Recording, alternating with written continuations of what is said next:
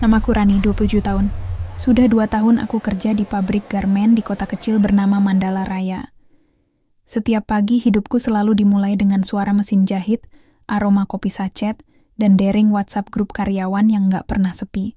Hari itu, di sela jam istirahat, pesan baru muncul di layar ponselku. BSU BPJS November sudah cair. Klik link ini buat daftar ulang sebelum tanggal 15. Aku menatap pesan itu lama. Biasanya aku abaikan hal-hal semacam itu. Tapi hari itu beda. Uang di tabunganku tinggal 100.000, adikku belum bayar uang sekolah, dan sewa kamar kontrakan jatuh tempo minggu depan. Dalam hati kecilku ada suara yang bilang, coba aja dulu, siapa tahu rezeki. Temanku Sinta menepuk bahuku.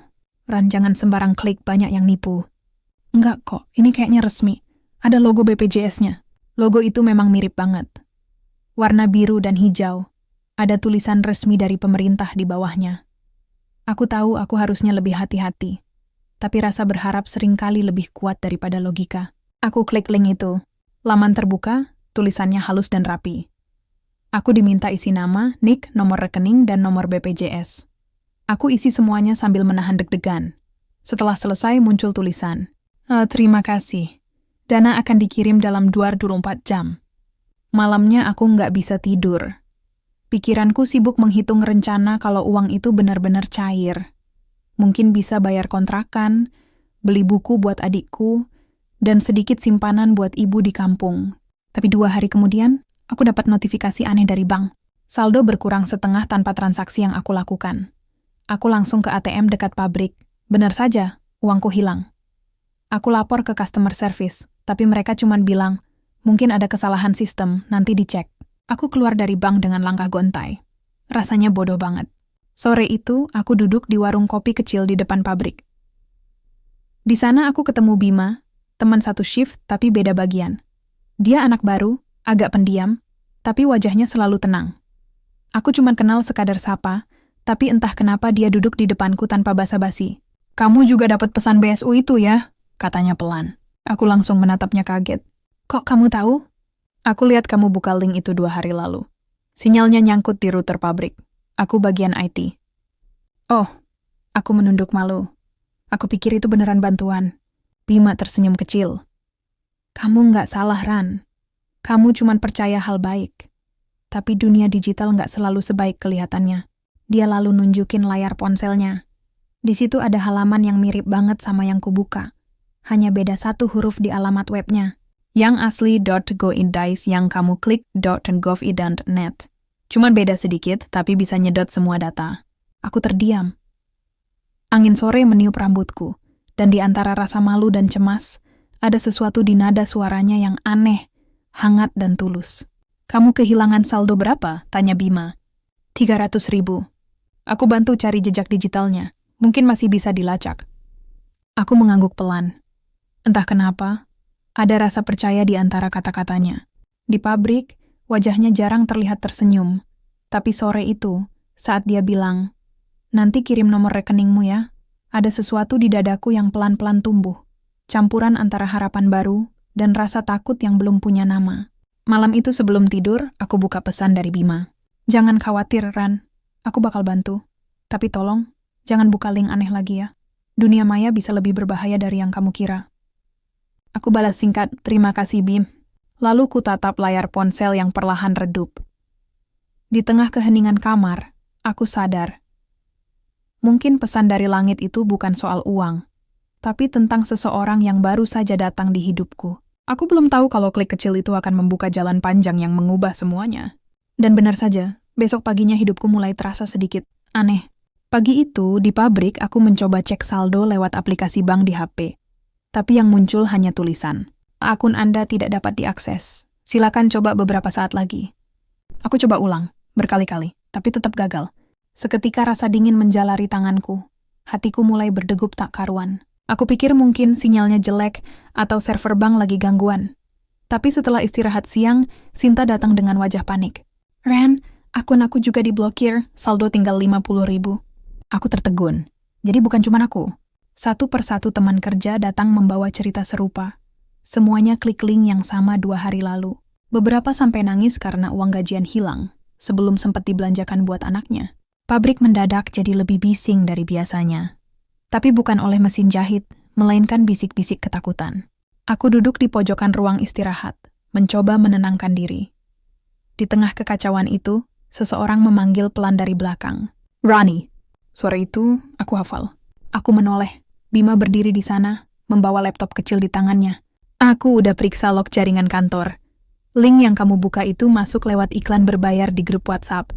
Servernya bukan dari Indonesia." "Maksudmu?" "Maksudku, Ran, ada orang yang sengaja sebar itu buat ngumpulin data kita, termasuk nomor rekening, NIK, dan foto KTP. Aku merinding. "Terus, datanya buat apa?" Tanyaku pelan. Bima menarik napas panjang. Matanya menatap serius. "Kalau dijual ke pasar gelap digital, satu identitas kayak kamu bisa dihargai Rp150.000. Dan kalau mereka pakai buat pinjaman online, bisa sampai jutaan." Aku menunduk. Angin dari kipas tua di langit-langit berputar lambat, membawa aroma kain dan debu. Dalam hening itu suara Bima kembali terdengar. "Kamu nggak sendiri, Ran. Aku juga kena imbasnya. Tapi aku janji bantu sampai tuntas." Ada nada tulus di suaranya. Mata kami sempat bertemu. Hanya sebentar, tapi cukup untuk membuat jantungku berdetak sedikit lebih cepat dari biasanya. Aku nggak tahu apakah itu karena rasa takut, atau karena rasa aman yang tiba-tiba muncul begitu saja setiap dia bicara.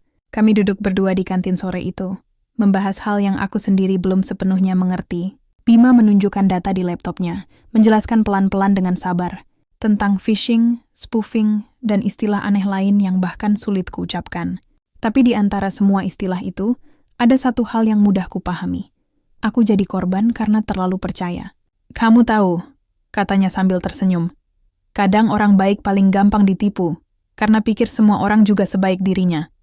Aku menatapnya, sedikit tersipu. "Jadi kamu bilang aku baik, gitu?" Dia tertawa kecil. "Ya, kayaknya begitu." Entah kenapa percakapan itu terasa hangat. Padahal topiknya menegangkan. Tapi cara dia menatapku membuat segalanya terasa ringan sesaat. Seolah dunia maya yang kejam itu bisa sedikit diredam oleh tatapan nyata seseorang di depanku. Menjelang malam, aku pulang lebih dulu.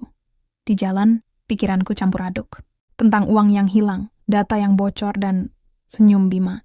Sampai akhirnya aku tiba di kontrakan. Aku letakkan tas, duduk di lantai, lalu menyalakan laptop tuaku. Niatnya hanya mau memeriksa email. Tapi begitu layar menyala, muncul pesan pop-up aneh. "Data Anda sedang diverifikasi. Mohon jangan matikan perangkat." Aku langsung panik. Kupencet tombol escape, tapi tak ada respon. Kupencet tombol power, masih sama. Lalu tiba-tiba layar berubah jadi hitam, dan muncul tulisan putih di tengahnya. "Jangan usik datanya, Rani." Aku terdiam. Suara di luar kamar terdengar samar-samar, motor lewat, anjing menggonggong, lalu sunyi. Aku tatap layar yang kini gelap total.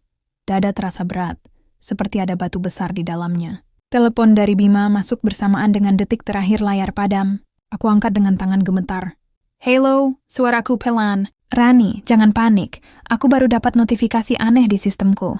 Kayaknya seseorang lagi nyusup ke perangkatmu. Kamu bisa lihat aku dari sana?" "Enggak, tapi aku bisa ngerasain. Kamu harus cabut internetmu sekarang juga."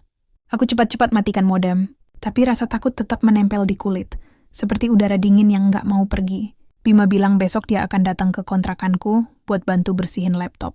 Sebelum telepon ditutup, suaranya terdengar lebih lembut dari biasanya. "Jangan buka apapun malam ini, Ran. Dan kalau kamu takut, kamu boleh telepon aku kapan aja." Setelah panggilan berakhir, aku duduk memeluk lutut di lantai.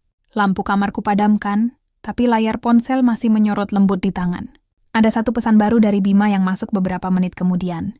"Jangan khawatir. Besok aku datang. Dunia ini mungkin penuh tipu daya, tapi masih ada hal yang tulus. Tidurlah." Aku menatap pesan itu lama. Untuk pertama kalinya dalam seminggu, aku merasa sedikit aman. Bukan karena saldo di rekeningku, tapi karena seseorang yang tiba-tiba peduli. Aku tidak tahu kalau malam itu, rasa aman kecil itu akan segera berubah jadi awal dari sesuatu yang jauh lebih besar dan jauh lebih berbahaya. Pagi berikutnya, suara ketukan di pintu membuatku terlonjak. Belum sempat kupakai jilbab, suara itu memanggil pelan. "Rani, ini aku, Bima." Aku cepat-cepat membuka pintu, dan di sanalah dia berdiri, dengan hoodie abu-abu, tas ransel, dan senyum tipis yang entah kenapa menenangkan. "Kamu belum sarapan?" tanyanya sambil mengangkat kantong plastik. "Ini bubur ayam, biar nggak gemetar terus." Aku tersenyum malu. Kamu tahu aja aku belum makan. Dia duduk di kursi kecil dekat meja, membuka laptop, dan mulai memeriksa komputerku yang kemarin sempat error. Suasana hening beberapa menit, hanya terdengar suara klik mouse dan dengung kipas laptop. Aku menatap wajahnya dari samping, fokus, tenang, tapi matanya tajam seperti sedang membaca sesuatu yang tak terlihat. Kamu tahu nggak, Ran? Katanya tanpa menoleh. Tadi malam ada seseorang yang nyoba akses remote ke laptopmu 2 kali. Serious? Iya. IP-nya berubah-ubah tapi asalnya dari luar negeri. Kayaknya ada sistem otomatis yang jalan sendiri, kayak bot. Aku menggenggam tanganku. Jantung berdetak cepat. Berarti mereka tahu aku siapa? Tanyaku pelan. Bima berhenti sejenak menatapku. Mungkin belum, tapi kalau kamu terus buka link bisa lebih parah. Dia lalu menunjukkan beberapa data di layar. Alamat IP, log aktivitas, dan halaman situs palsu yang ternyata meniru situs resmi BPJS. Aku nggak paham semua istilah yang dia ucapkan, tapi aku mengerti satu hal. Ini bukan sekadar lelucon digital. Ada orang-orang yang bekerja di balik layar, mengincar data ribuan pekerja seperti aku. Ini namanya social engineering, katanya pelan, suaranya datar tapi jelas. Mereka manfaatin rasa percaya, rasa panik, atau harapan kita buat dapat sesuatu. Dan mereka tahu, rakyat kecil paling gampang percaya. Aku menatap wajahnya. Dan kali ini aku bisa melihat sedikit kesedihan di sana. Bima bukan cuma marah karena dataku dicuri, tapi karena dia tahu banyak orang lain juga akan jadi korban. No, kamu pernah kena juga ya? Tanyaku pelan. Dia menghela napas, tersenyum pahit. Dulu aku pernah kerja di perusahaan startup yang mainin data user. Dari situ aku berhenti. Aku nggak mau lagi bantu orang yang nipu dengan kode. Aku diam. Di balik suaranya yang tenang, ada masa lalu yang berat. Aku ingin bertanya lebih jauh. Tapi sebelum sempat bicara, layar laptopnya berkedip. Muncul tulisan aneh di pojok kanan bawah. Kami tahu apa yang kamu cari. Bima langsung mengetik cepat, menutup koneksi internet. Aku menatapnya panik. Itu apa? Entah. Tapi mereka ngelacak aktivitasku. Mungkin karena aku akses situs mereka kemarin. Mereka tahu kita lagi buka jejak mereka. Dia mematikan laptop, wajahnya tegang. Mulai sekarang jangan pakai koneksi rumahmu. Aku bakal bantu dari kantor. Kalau ada pesan aneh langsung hapus. Aku mengangguk. Tapi rasa takut sudah mulai tumbuh di dada. Saat Bima beres-beres laptop, aku sempat menatap tangannya. Kukunya sedikit kotor. Ada luka kecil di jari telunjuknya. Entah kenapa detail kecil itu membuatku merasa dia nyata, manusia, dan berani melindungi. Sebelum pergi, dia menatapku sebentar. Kamu kuat, Ran. Jangan pikir kamu korban. Kamu cuma lagi diuji buat belajar lebih hati-hati. Aku mengangguk pelan. Kamu juga hati-hati ya, Bim. Dia tersenyum, kali ini lebih lembut. Kalau kamu tenang, aku juga tenang. Sore harinya, pabrik terasa berbeda. Banyak karyawan mulai heboh soal akun yang terkunci, uang gaji yang belum masuk, bahkan ada yang kehilangan akses BPJS beneran. Aku tahu semua ini terkait link itu. Tapi yang bikin aku ngeri, rumor mulai beredar kalau kebocoran ini bukan kerjaan orang luar. Kayaknya ada orang dalam, Ran, bisik Sinta di telingaku. Temenku bilang ada pegawai BPJS cabang yang jual data.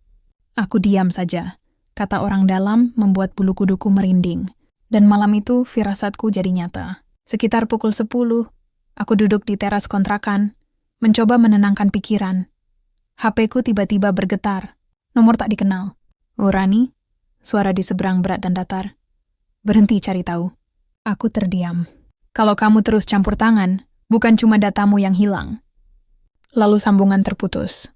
Aku mencoba menelepon balik, tapi nomor itu tidak aktif. Keringat dingin menetes di pelipisku. Aku baru saja akan mengetik pesan ke Bima ketika ponselku tiba-tiba mati sendiri. Layar hitam, hening. Dalam kepanikan, aku hanya bisa memeluk lutut dan menatap gelap di luar jendela. Suara jangkrik bersahutan, dan di kejauhan, terdengar motor melintas pelan. Berhenti sebentar, lalu pergi. Aku menatap ke arah jalan sepi itu, mencoba menenangkan diri. Tapi di balik rasa takut yang menekan dadaku, ada satu hal yang aneh. Aku tidak sepenuhnya merasa sendirian, karena di tengah bayang ancaman, ada satu nama yang masih menenangkan pikiranku, Bima. Dan malam itu, sebelum tertidur, aku sempat berpikir, mungkin kebenaran bukan hanya tentang data atau sistem, tapi juga tentang siapa yang berani melindunginya. Bahkan ketika mereka tahu risikonya. Dan pagi itu aku tahu risiko itu mulai benar-benar nyata. Bima datang ke pabrik dengan wajah serius. Tak seperti biasanya, dia tak menyapa siapapun. Tangannya memegang map coklat. Matanya penuh waspada.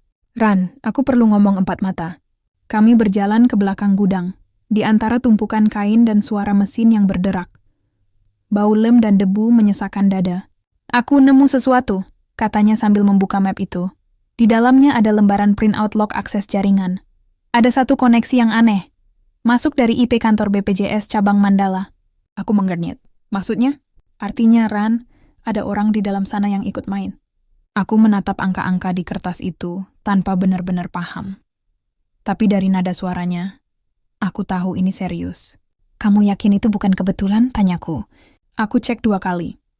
Dan orang yang pakai koneksi itu login malam hari, jam yang nggak wajar. "Siapa dia?" Bima menatapku lama sebelum menjawab. "Namanya Rahmat, staf teknis bagian verifikasi data." Nama itu terasa asing di telingaku, tapi entah kenapa membuat bulu kuduku berdiri. "Kamu kenal?" "Enggak, tapi aku punya cara buat tahu." Hari itu sepulang kerja, kami sepakat untuk mendatangi kantor BPJS cabang Mandala. Bima bilang, dia punya alasan resmi. Katanya mau bantu verifikasi laporan teknis dari pabrik kami. Aku hanya berpura-pura jadi staf HR. Kami datang menjelang sore. Kantor itu hampir tutup, tapi masih ada beberapa pegawai yang sibuk di meja masing-masing. Dindingnya dingin, penuh poster himbauan. "Jaga data Anda, jangan beri akses sembarangan." Ironis sekali. Di meja resepsionis, Bima menunjukkan ID pabrik dan bicara dengan nada yakin. "Kami mau ketemu Pak Rahmat." Katanya beliau yang pegang data BSU pabrik Mandala Garmen. Resepsionis menatap layar komputer lalu menjawab pelan. "Pak Rahmat sudah pulang, Mas. Tapi tadi ada orang yang nyari beliau juga. 2 laki-laki, bilang dari pusat." Aku dan Bima saling berpandangan. Ada sesuatu di balik kalimat itu, sesuatu yang nggak beres. Kami berterima kasih dan pergi, tapi belum jauh dari pintu, Bima berhenti. "Kamu tunggu di motor, aku mau cek ke belakang sebentar." "Bima, jangan." Tapi dia sudah berjalan cepat menyusuri lorong samping gedung. Aku menunggu dengan cemas. Udara sore berubah lembab, matahari pelan tenggelam di balik atap toko. Beberapa menit kemudian Bima muncul lagi, napasnya agak terburu.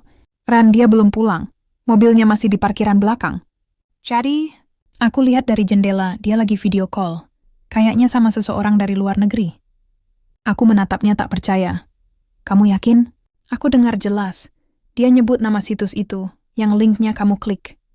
Dunia seakan berhenti sesaat. Berarti selama ini, yang sebar link itu bukan orang asing, tapi orang dalam sendiri. Bisiku. Bima mengangguk pelan. Dan kemungkinan besar, dia pakai akses kantor buat masuk ke data para pekerja.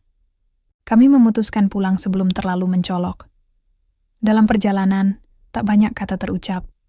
Hanya deru motor dan angin malam yang dingin menusuk pipi. Tapi di antara semua ketegangan itu, aku mendengar Bima berkata lirih. Hampir seperti bicara pada diri sendiri. "Kalau dunia ini penuh tipu daya, setidaknya aku pengen tetap jujur sama satu hal." "Apa?" tanyaku. Dia menatap jalan di depan, lalu tersenyum samar. Sama perasaanku. Aku menatap punggungnya dari jok belakang, dan entah kenapa dadaku terasa hangat di tengah udara malam yang dingin. Mungkin karena aku tahu, di balik semua kode, data, dan ancaman, ada seseorang yang berusaha melindungiku bukan karena kewajiban, tapi karena rasa. Malam itu, aku menulis semua kejadian hari ini di buku kecilku. Catatan pribadi, supaya aku tak lupa kalau dunia maya bisa segelap dunia nyata. Aku menulis nama Rahmat, jam akses, bahkan logo kantor yang kulihat tadi. Tapi ketika aku baru saja menutup buku, ponselku bergetar. Pesan baru masuk tanpa nama pengirim. "Kamu pikir kamu aman, Rani? Data bukan satu-satunya hal yang bisa dicuri." Aku tertegun. Tangan gemetar memegang ponsel. Pesan kedua masuk tak lama kemudian. "Besok, jangan datang ke pabrik." Aku langsung menelepon Bima. Suaraku gemetar. "Bim, aku dapat pesan aneh." "Kirim tangkapan layarnya ke aku," katanya cepat. Beberapa detik hening, lalu suaranya berubah tegang. "Ini nomor asing yang pakai enkripsi manual. Mereka tahu kamu tahu tentang Rahmat." "Jadi, aku harus gimana?" "Besok jangan ke pabrik. Aku bakal atur rencana." Aku menelan ludah, mencoba menenangkan diri. Tapi bahkan napas pun terasa berat. Sebelum menutup telepon, aku mendengar suaranya pelan, nyaris berbisik. "Aku janji, Ran. Selama aku masih bisa jaga, nggak akan ada yang nyentuh kamu." Dan entah kenapa, untuk sesaat semua rasa takutku reda. Aku tahu dunia digital ini dingin dan penuh bayang-bayang. Tapi di balik semua itu, ada seseorang yang membuatnya terasa sedikit lebih hangat. Aku menatap langit malam dari jendela sempit kontrakan, membayangkan wajah Bima di antara cahaya lampu jalan yang temaram. Lalu aku berbisik pada diri sendiri. Kalau benar ada orang dalam, berarti ini baru permulaan. Dan aku baru sadar seberapa benarnya kalimat itu, 3 hari kemudian. Pagi itu, aku terbangun karena telepon tak berhenti berdering. Nomor tak dikenal, berulang kali masuk. Saat akhirnya kuangkat, suara di seberang terdengar kasar. "Bu Rani, tolong segera lunasi tagihan pinjaman Anda. Sudah lewat jatuh tempo 2 minggu. Aku terdiam. "Pinjaman? Saya nggak pernah minjam uang." "Ibu jangan pura-pura. Ini data lengkapnya. Nama Rani Dewi, alamat kontrakan Gang Melati, dan nomor rekening Bank Mandala Nuwun 93. Sesuai KTP." Aku nyaris menjatuhkan ponsel. Itu semua dataku, bahkan nomor rekening yang pernah kupakai buat BSU itu. Tanganku bergetar. "Maaf, saya nggak pernah daftar pinjaman apapun." Tapi orang itu sudah menutup telepon. Belum 5 menit, ada pesan baru masuk. Dari aplikasi lain, pinjaman online berbeda. Mereka mengancam akan menyebar data pribadiku kalau aku tak membayar. Aku langsung lemas. Lututku nyaris tak kuat menahan tubuh. Kupandangi layar ponsel yang terus bergetar seperti jantungku sendiri. Aku duduk di lantai mencoba mengatur napas. Di tengah kepanikan itu, satu-satunya nama yang muncul di kepalaku adalah Bima. Aku cepat-cepat mengirim pesan. "Bim, aku kena masalah. Ada pinjol pakai dataku." Jawaban datang hampir seketika.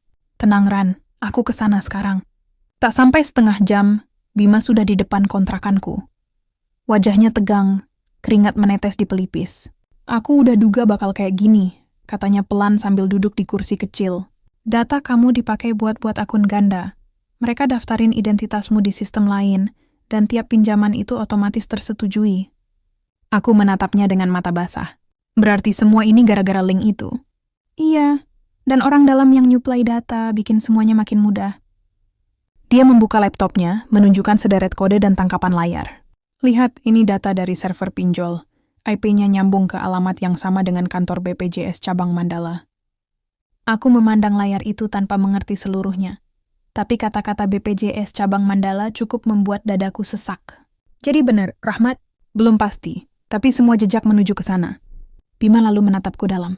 "Aku mau lapor polisi, tapi mereka nggak bakal percaya cuma dari data digital." Aku tersenyum getir. Polisi aja sering bingung bedain hoax sama fakta. Dia tertawa kecil, walau matanya tetap serius. "Ya udah, berarti kita yang harus cari bukti kuat." Hari-hari berikutnya terasa seperti kabut. Telepon ancaman datang tiap pagi. Ada yang bilang akan mendatangi pabrik, ada yang kirim foto rumah kontrakanku. Aku nyaris tak bisa tidur. Bima terus datang, membawa makanan, memeriksa laptop, mencoba menenangkanku. Tapi aku tahu, di balik wajah tenangnya, dia juga lelah. Suatu malam, kami duduk di depan kontrakan, hanya ditemani lampu jalan yang redup. Bima memegang cangkir kopi, aku menggenggam selimut. "Ran," katanya lirih, "kalau semua ini makin berat, kamu boleh pergi dulu, pulang ke kampung." Aku menatapnya. "Terus kamu?"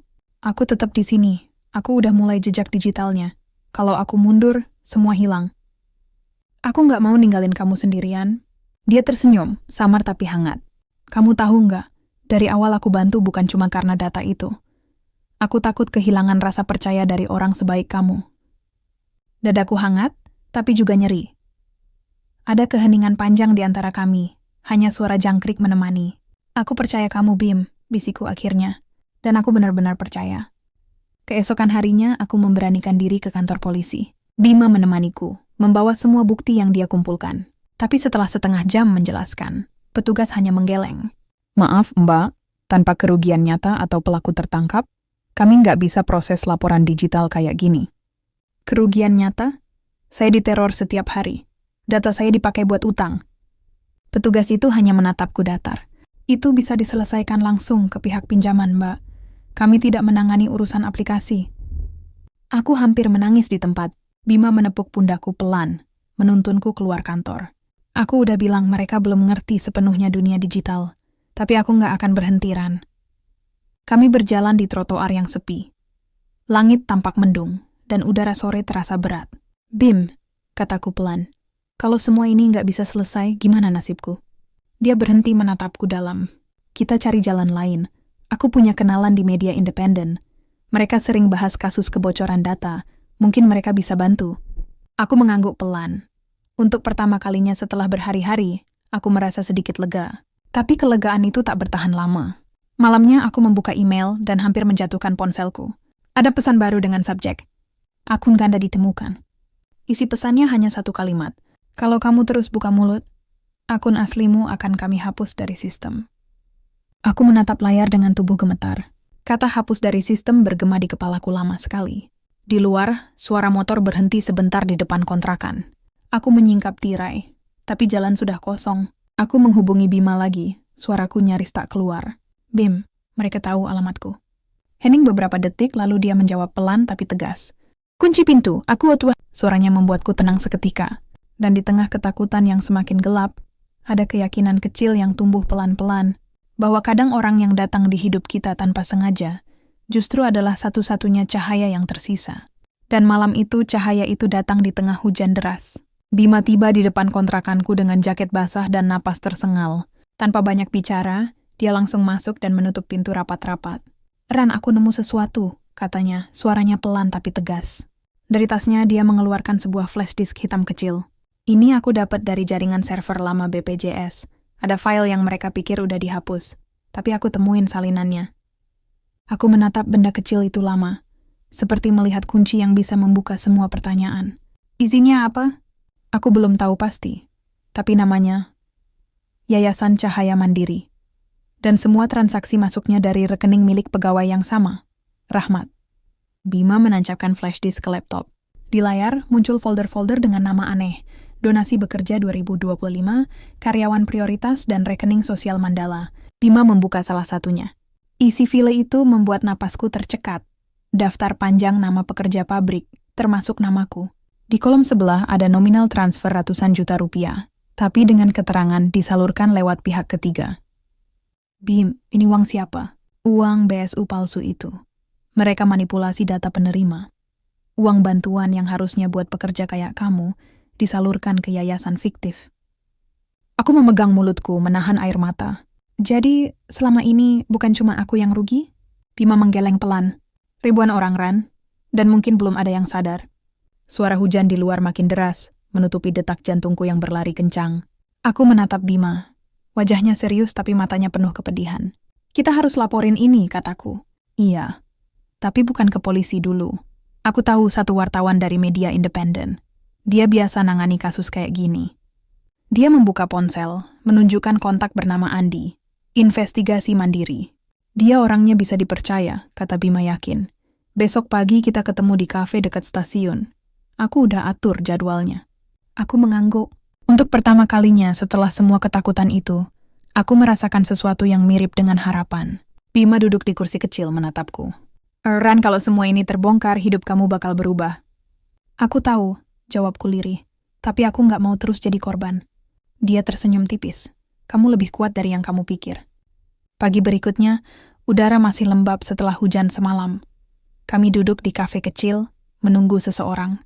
Lalu datanglah Andi, pria berkacamata dengan wajah ramah. Ia menyalami kami, lalu bicara dengan suara pelan. Saya dengar kalian punya data penting. Bima menyerahkan flash disk itu. Kami nggak mau uang atau nama. Kami cuma mau kebenaran keluar. Andi mengangguk. Saya janji ini akan saya jaga. Percakapan berlangsung lama. Andi mencatat, bertanya, dan sesekali menatap kami penuh simpati. Tapi entah kenapa, sejak awal aku merasa ada sesuatu yang ganjil di matanya. Semacam kilatan waspada, seperti orang yang menyembunyikan sesuatu. Setelah pertemuan itu kami berpisah. Bima bilang dia mau pulang dulu untuk mencadangkan data lain. Sore harinya, aku menyalakan ponsel dan melihat satu pesan baru dari nomor tak dikenal. Terima kasih sudah mempercayakan datanya, Rani. Sekarang giliran kami yang urus. Aku tertegun. Itu bukan pesan dari Bima. Lalu satu pesan lagi masuk. Kali ini dari Bima sendiri. Ran, hati-hati. Aku baru tahu, wartawan itu bukan orang media. Dia orangnya Rahmat. Darahku seolah berhenti mengalir. Tangan gemetarku hampir menjatuhkan ponsel. Dari luar, suara motor berhenti di depan kontrakan. 2 orang turun dengan jas hujan hitam, menatap ke arah pintuku. Aku buru-buru mematikan lampu, menahan napas di balik tirai. Dan di tengah gelap dan hujan yang mengguyur, aku sadar Kebenaran yang kami kejar, ternyata sudah balik mengejar kami. Malam itu semuanya terjadi begitu cepat. Ketukan keras di pintu membuatku refleks mundur. Dua sosok berjas hujan hitam berdiri di depan. Wajahnya tertutup masker. Salah satunya berteriak, "Rani, buka! Kami hanya mau bicara." Tapi nada suaranya bukan suara orang yang ingin bicara. Aku diam, bersembunyi di balik meja, mencoba menahan napas. Suara langkah kaki di luar terdengar semakin dekat, disertai ketukan keras. Kemudian, brak! Pintu terbuka paksa. Aku menjerit, mencoba lari ke belakang, tapi salah satu dari mereka menarik pergelangan tanganku. "Kamu udah ngelapor ke siapa aja?" Suaranya berat dan marah. Aku berontak, menendang, lalu berhasil lepas. Ponselku jatuh, layar menyala sebentar menampilkan nama Bima. "Lepasin aku!" Aku berlari keluar di tengah hujan, tanpa sandal, tanpa arah. Petir menyambar di langit. Satu bayangan mengejarku di jalan becek, tapi entah bagaimana aku berhasil masuk ke gang kecil. Lalu semuanya gelap. Hanya itu yang kuingat sebelum semuanya hilang. Ketika aku sadar, cahaya putih menyilaukan mataku. Suara bip mesin pelan terdengar di sekitar. Aku di tempat asing, tempat berbau obat dan antiseptik. Tangan kananku dibalut perban, ada jarum infus menempel di pergelangan. Perawat muda tersenyum begitu melihatku membuka mata. "Kamu sudah sadar ya? Tenang, kamu aman di sini." "Di mana ini?" Suaraku serak. "Rumah sakit Mandala. Kamu ditemukan pingsan di pinggir jalan semalam." Aku mencoba bangun tapi tubuh terasa berat. Semua yang terjadi malam itu masih kabur. Lalu aku ingat satu nama. "Bima, di mana Bima?"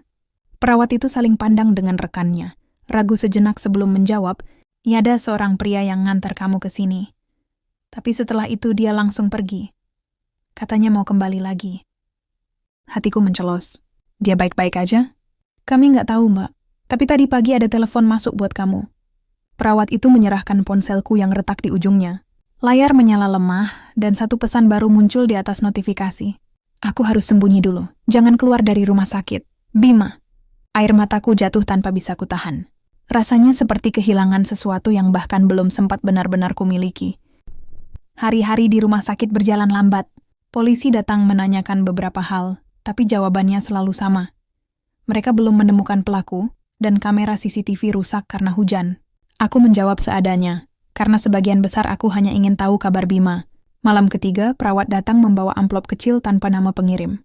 Di dalamnya ada sebuah flash disk, sama seperti milik Bima dulu, tapi warnanya putih. Ada catatan kecil tertempel di atasnya. "Kalau kamu baca ini, berarti aku berhasil keluar. Buka isinya, tapi jangan pakai jaringan rumah sakit." Tanganku gemetar saat membuka laptop yang dipinjamkan perawat. Di dalam flash disk itu hanya ada satu file, bernama TruthWave. Aku klik pelan. Suara Bima terdengar, serak, tapi tenang.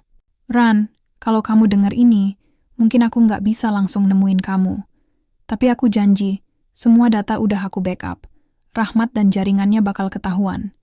Aku kirim salinannya ke media dan LSM digital. Mereka akan tahu kamu korban, bukan pelaku." Suaranya berhenti sejenak. Ada embusan napas berat. Aku nggak tahu berapa lama aku bisa sembunyi. Tapi aku cuman mau kamu tahu satu hal. Jangan pernah berhenti percaya pada kebaikan, meski dunia maya penuh kebohongan. Karena orang kayak kamu, Ran, yang bikin aku masih percaya manusia lebih dari sekadar data. Aku menutup mulut, menahan tangis. Setiap kata dari suaranya seperti pisau dan pelukan di saat yang sama. Kalau semuanya udah reda, cari aku di tempat pertama kita ketemu. Di warung kopi depan pabrik. Aku bakal datang kalau masih bisa. Suara itu berakhir dengan dengung pelan, lalu hening.